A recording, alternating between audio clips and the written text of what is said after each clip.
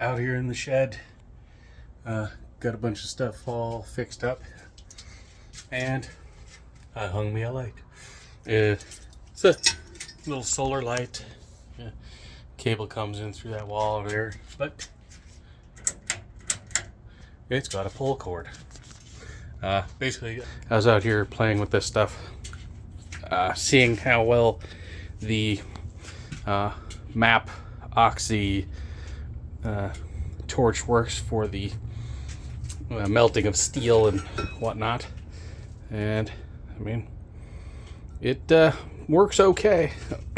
little finagling, and I should have it figured out soon. It's definitely a learning curve, and this thing they send with sucks. It really does.